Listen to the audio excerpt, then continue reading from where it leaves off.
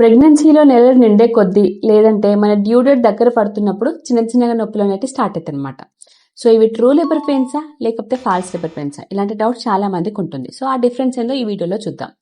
నమస్కారం అందరికీ, నేను doctor Madhavi, gynaecologist, Shri Mahalakshmi hospital.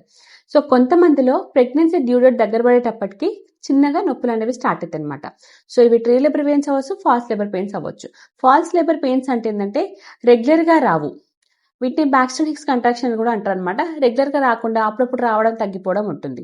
So ఇలాంటి పెయిన్ వచ్చినప్పుడు రెస్ట్ తీసుకోవడం, పొజిషన్ చేంజ్ చేసుకోవడం, మంచి వాటర్ తాగడం అనేది చేస్తే కనుక పెయిన్ అనేది తగ్గిపోతుంది. సో ఫాల్స్ లేబర్ పెయిన్స్ ఇవి యూజువల్గా ఏంటంటే ఏమైనా ఇన్ఫెక్షన్ ఉంటే, లేదంటే ఎక్కువ స్ట్రెయిన్ అవ్వడం, స్ట్రెస్ తీసుకోవడం, కొద్దిగా వర్క్అవుట్ ఎక్కువ చేయడం వల్ల అనేది వస్తుంది అనమాట. సో ఇలా రెస్ట్ తీసుకుంటే సరిపోతుంది. ఒకవేళ తగ్గకపోతే డాక్టర్ని కాంటాక్ట్ అవ్వాలి. అట్లా కాకుండా ట్రూ లేబర్ పెయిన్స్ అనుకోండి, అంటే నిజమైన పురిటి నొప్పులు. ఇవేంటంటే రెగ్యులర్గా వస్తూ ఉంటవి. తర్వాత టైం గడిచే కొద్ది పెయిన్ ఇంటెన్సిటీ అనేది పెరుగుతుంది.